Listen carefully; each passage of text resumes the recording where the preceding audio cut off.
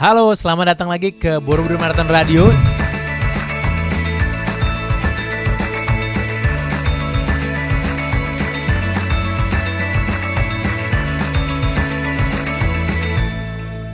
Berapa banyak sih lo semua yang pernah lari, tapi fokusnya latihan lari, tapi tiba-tiba mendekati hari ya, astaga gue belum booking hotel, astaga dapetnya hotel-hotelnya yang kurang enak, astaga gue lupa ini, gue lupa bawa itu, gue lupa bawa a lot of logistics around it. Nah hari ini kita akan ngebahas all those other preparation of marathon. Nah gue udah bersama Mas Stefan dan ada Mas Rifa. Oke, mungkin pertama-tama Mas Stefan, lo kan di sini sebagai part of Eri, ya. Mungkin boleh diceritain sedikit what do you do in Eri and kenapa sih Eri tahun ini decide untuk kerjasama bareng Borobudur Marathon? Kita ini merupakan sebuah pemain baru di industri perhotelan, tapi kita perusahaan teknologi. Jadi kita bantu memberdayakan hotel-hotel yang mungkin selama ini belum maksimal.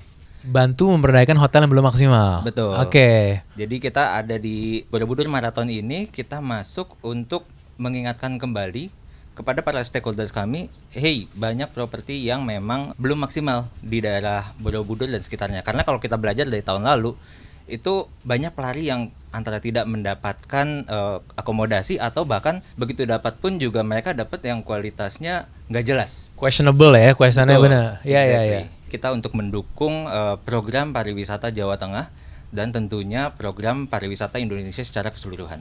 Oke, wah keren, dan kayaknya ini memang part of it, karena part of Borobudur Marathon kan tahun ini kita mengatakan sinergi dan harmoni, di mana cara kita bisa bersinergi dengan berharmoni dengan warga sekitar, dan ini cocok banget nih. Oke, so thank you banget Eri ada di sini. Nah, kemudian di sini gue juga ada Rifa. Nah Rifa, hari ini gue mau ngobrol sama lo tentang lebih dari point of view lo sebagai experienced runner. Kata lainnya tua gitu kan. Oke. Lo mulai lari kapan sih? Atau mulai ikut race kapan? Mungkin specifically ke 2013 akhir lah. 2013 akhir mulai ikut race. Jadi udah 6 tahunan ya. 6 tahunan. During all this time lo pernah ikut race apa aja sih? Maksudnya bentuk-bentuknya ada yang 5K kah, 10K kah, 42, apa aja tuh jenis-jenisnya? Dari 5K sampai maraton pernah. Ya macam-macam sih, 10 kilo pernah, 21 pernah, jadi hampir semua jarak ya pernah, sampai jarak ultra pun pernah. Ultra pun pernah. Dan during that time, lo pernah nggak sih punya pengalaman baik, pengalaman buruk deh malahan gue nanya, pengalaman aneh, pengalaman lucu di mana kayak tentang logistiknya kayak astaga gue lupa bawa sepatu lari, atau nyampe sana hotel gue di cancel, atau ada pengalaman-pengalaman gitu nggak? Ada sih, kayak lupa bawa barang, itu biasanya yang sering banget.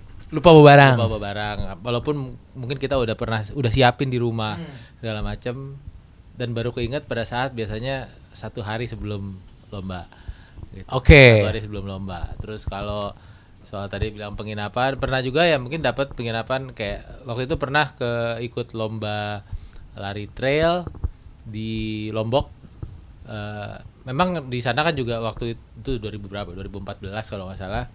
Memang di daerahnya memang rada susah lah cari penginapan yang kayak hotel kayak biasa kalau di Jakarta gitu. Iya, iya. Jadi kita ya udah booking. Oh di sini bisa ada namanya ini apa, kita booking aja. Pada saat sampai sana memang ya oke sih hotelnya, tapi oke lah. Oke sihnya tapi muka lo kayak oke sih. Kan dibilang kan oh ya kamar mandi ada, ini ada. Cuman kan begitu pada saat sampai sana kamar mandi ada, terus airnya netes. Showernya netes. Iya gitu. Itu yang model-model kalau lagi kena air tuh seluruh badan harus muter-muter gitu kan supaya airnya kena kayak gitu. Jadi hal-hal yang mungkin memang kita sama sekali siapapun lah mungkin kalau kita bilang nggak bisa kontrol. Betul. Kita udah booking, ya udahlah kita mau nggak mau harus nginep situ dong. Nggak mungkin on the spot pindah. Ya kalau memungkinkan mungkin kita akan nyari, tapi kalau kadang-kadang kita udah ya udahlah yang penting kita ada tempat beristirahat. Kita kan tujuan utamanya sebenarnya ke lombanya. Yes, gitu. betul. Oke, jadi mungkin sama Eri juga bisa ngasih tau ke kita sebenarnya how to do this sih. Apa sih sebenarnya yang the minimum requirements, dan gimana juga mungkin kita sebagai orang yang nyari hotel tahu harus cek apa-apanya gitu. Karena kadang-kadang kan kayak tadi Rifa bilang ya, Mas Stefan, kadang-kadang kita mungkin yang ya udah deh yang ada aja tanpa kita ada sebenarnya ada some background check yang bisa kita pakai to know atau to guaranteed ini akan nyaman kayak gitu-gitu. Lu kan tadi udah bilang maraton udah, ultra udah, 21. Nah, kita di Borobudur Marathon kan punya 3 kategori. Ya. Kita punya 10K, half marathon dan marathon. Ini pertanyaan beberapa orang yang gue sering dengar dan I guess all the runners out there yang nonton ini saat ini juga mungkin banyak yang sebenarnya nggak tahu. Best practice-nya, Fa, kalau kita mau lari maraton itu sebenarnya harus datang tuh ke tempatnya, ke lokasi race-nya itu berapa lama sebelum sih? Kadang-kadang gini, satu komunitas kita berangkat, semuanya ikut 10K, gue ikut maraton. Tapi gue ikut barengan sama mereka, baru nyampe hari Sabtu. Abis hari Sabtu, terus akhirnya gue nyampe ke race pack, gak sempet istirahat. Nah tapi sebenarnya haruskah gue datang seminggu sebelumnya? Apa ada gak sih sebenarnya time-timenya buat yang maraton, half marathon dan 10K? Ada gak sih berapa hari sebelum? Idealnya tuh kita datang paling tidak 3 hari sebelum lomba. 3 hari. Ini Jadi untuk kalau semua misalnya- kategori apa gimana nih? Semua kategori. Semua kategori? Oke. Terutama apalagi yang jarak jauh. Jadi misalnya race hari Minggu, dia hari... Hari Jumat pagi kalau bisa. Oh, Jumat pagi Jumat pagi ya. kalau bisa udah datang. Sebenarnya aku kaitin sama kayak misalnya cuti apa segala macam. Kamis malam pulang kantor berangkat langsung ke Oke. lokasinya. Jadi Kamis malam mungkin nyampenya udah agak lat sedikit. Tapi Jumat udah ada di kota tempat event itu Jumat akan- pagi udah ada di kota udah event di itu kota. ada. Dan biasanya juga kan kalau kita kaitin ke lomba Borobudur Marathon misalnya juga 3 hari sebelumnya udah race pack-nya udah ada. Jadi kita bisa ke race pack hari Jumat, ambil bib, race pack segala macam, persiapin barang, ngecek lagi di yang kita bawa udah lengkap atau belum. Kalaupun ada yang ketinggalan, kita masih bisa ngecek Right, lagi benar, di kota benar, itu. benar, benar. Kos kaki nih lupa atau apa ya belilah gitu, masih bisa Jangan nyari. ketinggalan sepatu lari tapi ya Ya, gitu. sepatu lari. Jadi Ya. jadi dan Soalnya itu- gue sering denger orang tuh bilangnya kayak ya udah misalnya Jumat ya, tapi datangnya ntar Jumat jam 9 malam, last flight hari Jumat kayak gitu. Emang efeknya apa sih? Sebenarnya itu akan sangat ngaruh kalau buat pelari ya ke waktu istirahat. Sama ya untuk ngecek, double check, triple check logistik kita yang apa yang kita udah bawa. Kalau Even yang buat 10K ya, even yang tetap buat 10K. Sekarang banyak ya, gue mau 10K-nya buat banyak yang menganggap 10K itu remeh. Padahal Ya. kita tahu 10K itu tetap jauh, tetap competitive distance gitu ya, kan. dan kalau kita nggak latihan prepare, kita kan nggak akan ngomongin latihan di sini. Nggak istirahat bener, lari jarak berapapun itu pasti akan nggak enak. Bahkan even larinya cuma 3 kilo gitu. Ya. Malamnya tidurnya nggak bener, nggak bisa tidur atau apa, itu pasti besok paginya lari nggak enak larinya. Tidak akan senyaman kalau kita bisa tidur 8 jam, tidurnya nyenyak, itu akan beda banget. Dan gue tanya pertanyaan terakhir buat lo, booking berapa lama sebelum? Nah, Ini gue ngomong begini karena gue tahu yang dengerin semua lagi I wish gue booking ya. dari dulu. Nah. Tapi dari dulu tuh seberapa jauh dari dulu sih gitu? Oke, ini booking ini biasanya balik lagi kebiasaan si runners. Idealnya kita udah targetin dari jauh-jauh hari. Betul, soal daftarnya jauh-jauh hari kan. Daftarnya dari daftarnya bahkan lomba udah dari ya paling nggak 3-6 bulan sebelumnya ada yang udah buka pendaftaran. Bahkan ada yang mungkin udah hampir setahun sebelumnya udah buka pendaftaran. Booking pun harus seperti itu. Gitu. Jadi kalau untuk lomba Borobudur Marathon tanggalnya kita udah tahu dari jauh-jauh hari. Begitu kita udah tahu tanggal ya, nggak ada salahnya kita booking dulu. Mau itu 4 bulan sebelumnya, mau itu 5 bulan sebelumnya, better seperti itu. Jadi paling nggak udah satu checklist sudah ada. Oke. Hotel gue udah booking, itu ideal banget. Tentunya semakin mepet, kadang-kadang harga bookingan semakin mahal. Iya kalau masih ada kamarnya. Bener. Kalau udah nggak ada, lebih repot lagi nyari penginapan. Jadi paling nggak itu dihilangin dulu checklistnya. Ya, ya. Tadi sempat ada kita mention ngobrol tentang nyaman ya, karena kayak lu dateng dari entahlah mana dari luar Magelang, even though lu tinggal di Magelang, ke Borobudur Marathon sebelum race lu harus make sure lu nyaman supaya lu enough rest hari Minggunya bisa lari kondisi prima. Ya. Nah, pertanyaan gue, definisi nyaman tuh apa sih? Karena kayak kita ngobrol nyaman, tapi ntar ada yang bilang gue nyaman, yang penting lampunya nyala. Gue nyaman, yang penting ada AC. Atau gue nyaman, apa ini sebenarnya pasti beda-beda kan ya kita. Kayak lo, Fa, sebagai runners senior. Kalau lo sendiri setelah pengalaman lo ini, definisi nyaman lo apa sih sekarang? Kayak kriteria nyaman lo deh dalam kamar hotel. Kalau kamar hotel, apalagi perluannya buat lomba, Race, buat betul. datang ke race. Betul, lomba. Gua akan cari yang sedekat mungkin dengan lokasi race village. Oke, location ya. Sedekat mungkin. Ya. Ya, kita juga tahu mungkin ya semakin telat kita bookingnya, semakin jauh Jauh biasanya dari akan radius race gitu ya. village gitu Benar, kita benar. dapatnya. Jadi that's why alasan gue juga kenapa gue booking dari jauh-jauh hari. Kemudian yang kedua, apa hotelnya nyaman atau enggak? Kamar hotel bersih. pasti bersih. Spraynya bersih gitu, nggak kayak bekas abis dipakai gitu. Bekas abis, Iya, abis dipakai, dipakai masih orang kusut, lain gitu kan ya, kotor. Kalau putih ya putih beneran. Ya, nggak gue putih gue jadi- cuma klarifikasi aja Iya. gitu. Terus kalau gua pribadi biasanya gua akan lihat kalau kita booking lewat manapun, lewat Airy juga udah pernah lihat-lihat ada foto kamar mandi. Nah, kamar mandinya biasanya gue juga lihat. Kalau gua lebih ke basicnya, yang penting kamar mandinya tidak berbau. Tidak bau, itu yang nomor satunya. Nggak berbau. Oke. Wangi bonus lah. Ya. Gitu. Tapi nggak berbau aneh-aneh, udah is a good point. Kalau lo sendiri ada preference khusus nggak, kayak kamar gua harus kasur spring bed gitu loh, atau matras kecil begini juga gua nggak apa-apa. Sebenarnya idealnya kalau runner tuh gimana tuh? Yang jelas kalau bisa lebih nyaman dari kasur di kamar gue. Di kamar gue di rumah ya maksudnya gitu. Ya maksudnya biar bisa gue tidur Asam garam dunia kayak udah lewat tadi kasur itu. lebih nyaman gitu. Mau bisa itu spring bed ya oke, mau itu water bed ya kalau memang di provide why not gitu. Tapi yang diperluin sama runners adalah istirahatnya. Dia bisa istirahat nyaman, nyenyak, dan tidurnya bisa ya, kalau tidur tuh kalau bisa jangan anyang-anyangan doang tidurnya. Iya, benar. Deep sleep Gitu. Yang kayak baru tidur baru kebangun kayak baru berasa tidur 5 menit padahal sebenarnya udah tidur 3 jam. Jadi That's pas lo research untuk hotel, nyari hotel juga, lo make sure foto-foto itu lo make sure juga supaya lihat juga. Ini benar-benar terpercaya atau enggak ya? Ya, Oke. Lihat, baca reviewnya kan. Iya. Reviewnya gitu. Dan kadang-kadang it's better lo baca reviewnya sih. Ya. Itu yang kita baca dan ya kita pertimbangkan sendirilah gitu. Ini oke apa enggak dan kita decide. Yes, oke. Nah, Mas Stefan, gue mau nanya nih, kalau tadi kita udah ngomongin nyaman-nyaman, sebenarnya apa sih yang di-provide sama Airy to make sure nyaman itu ada? Karena regardless Borobudur Marathon atau enggak, Airy gue tahu talks a lot about nyaman gitu. Jadi kita di Airy ini ada yang kita sebut sebagai jaminan kenyamanan. Jadi ada 7 pada dasarnya yang selalu kita tekankan, semua properti ini harus ada. Semua ya? Semua properti, mitra propertinya kita ya. Yang pertama itu harus ada AC. Terus ada TV. Ada TV-nya. Nah buat gue tuh sebelum maraton juga kadang-kadang nggak bisa tidur, gue nyala TV dikit tuh buat bantu gue tidur tuh kadang-kadang tuh. Build noise-nya kan. Selalu nyala, enggak gua tonton. Iya. Cuma yang ada aja gitu kan. Iya. Tidur. Benar.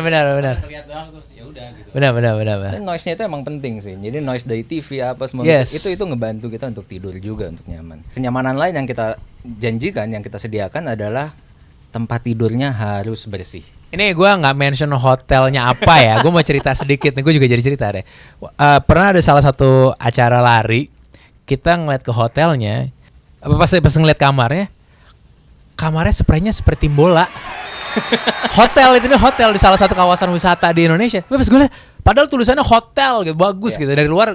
Pas datang, kok begini banget gitu. Jadi kayak bersih kali ya. Iya bersih. Gue jadi jadi questionable gue kayak. Kenapa logo tim bola di sini gitu loh.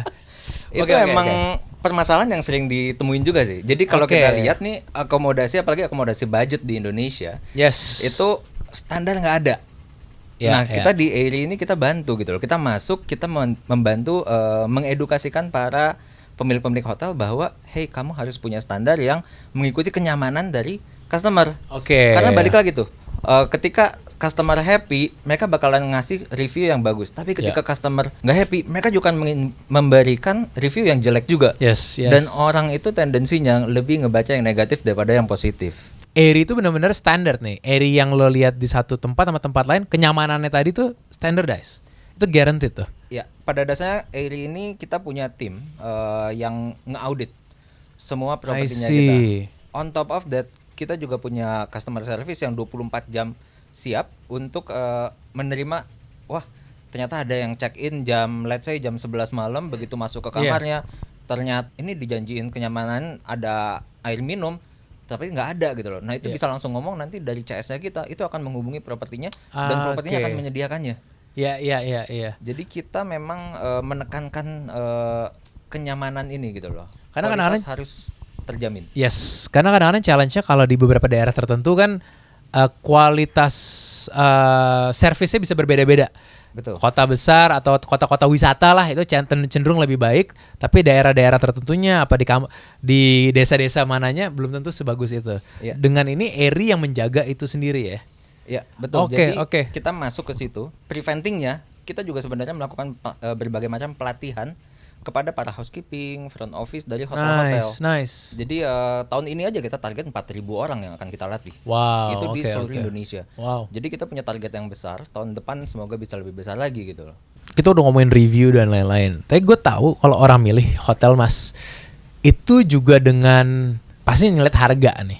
Harganya cocok nggak sama saya? Harganya cocok nggak sama the whole trip plan? Karena kan setelain hotel dia pasti mikirin hal-hal lain kayak misalnya kita ngomongin maraton, ada registration fee, ada tiket pesawat, ada hotel, kemudian makannya di sana apa? Betul. Belum ntar mau beli merchandise, belum mau beli the whole trip lah. Total cost-nya lah. Total cost pasti kan, ujung-ujungnya ada total cost-nya. Nah kalau dari Eri kan tadi dibilang kita men-standardize nih semuanya, tapi hotelnya jadi bagus, penginapannya jadi bagus, harganya jadi naik nggak?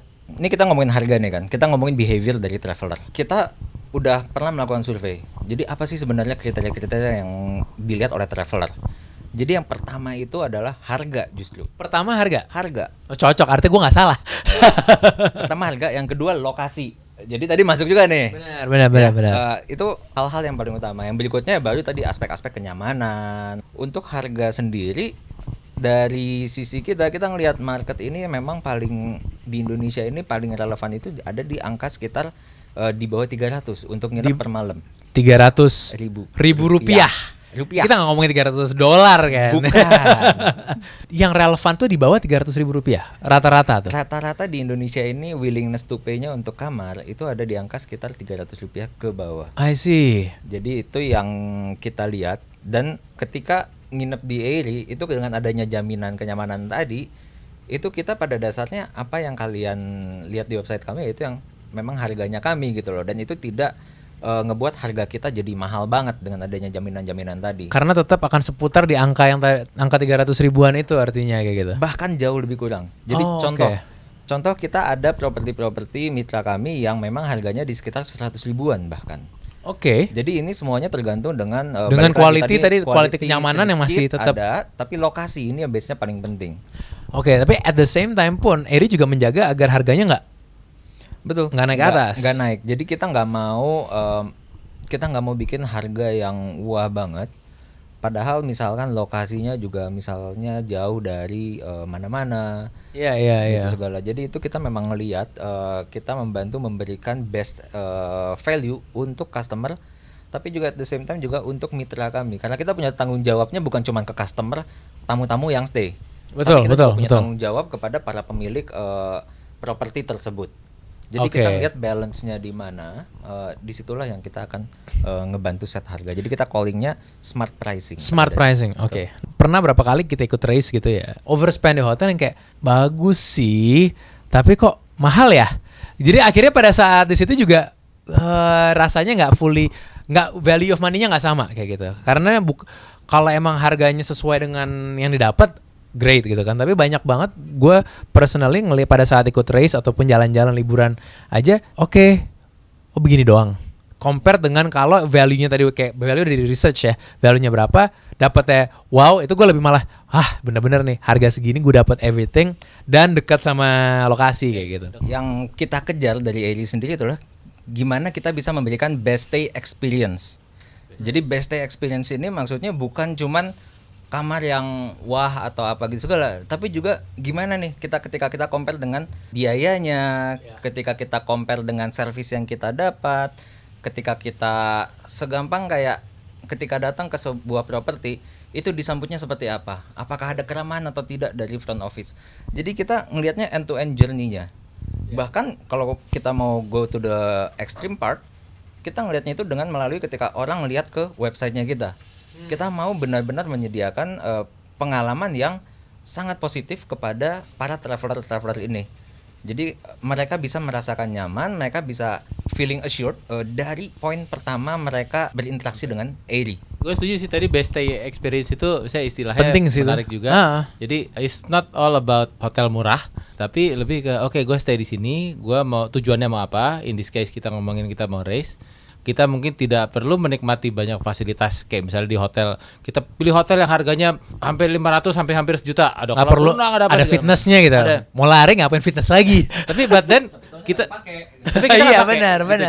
Jadi ini gue overspend nih. Gue ngapain tinggal di hotel dengan fasilitas sebanyak ini, oke nyaman gitu, tapi nggak gue pakai gitu. Tapi kalau ya tadi best stay experience itu berarti kan kayak dia tinggal di hotel itu, oke gue emang istirahat di sini, semua fasilitasnya memang gue perlu untuk perjalanan ini gue pakai gitu, dan tidak ada isu yang signifikan gitu, atau bahkan nggak ada isu sama sekali. Tetap jadi mereka nyaman gitu, bisa pergi jalan-jalan, balik istirahat segala macam tuh oke gitu. Well, thank you for that, karena gue suka banget tadi tentang best stay experience, karena yang kayak tadi Riva bilang benar, kita menjalankan race ini harus merasakan best stay experience supaya pada saat pulang kita bawa cerita yang baik kan. Betul. Jangan sampai di race-nya seneng tapi experience menginap perjalanannya kurang baik ya gitu. Jadi dan itu yang kita pengen tekankan banget di Borobudur Marathon 2019 ini, bahwa it's about everything dari awal sampai selesai, including the whole thing. Itu a very good experience. Jadi kayaknya memang cocok banget ya kita partneran di sini sama Eri. Such a good timing juga kayak gitu. Dan thank you banget Mas Stefan, thank you banget Mas Riva udah sharing. Gue mau cerita satu hal lagi tentang, gue tahu masih ada beberapa orang yang mungkin gue nginep di mana ya.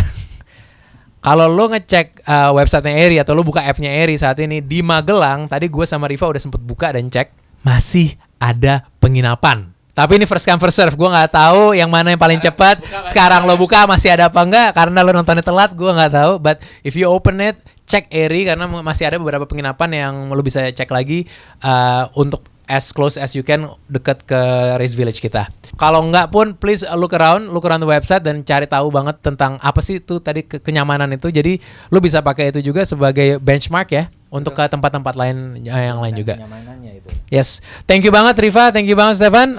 Semoga dengan ini semua runners kita bisa dapat best day experience all throughout Borobudur Marathon 2019. Thank you.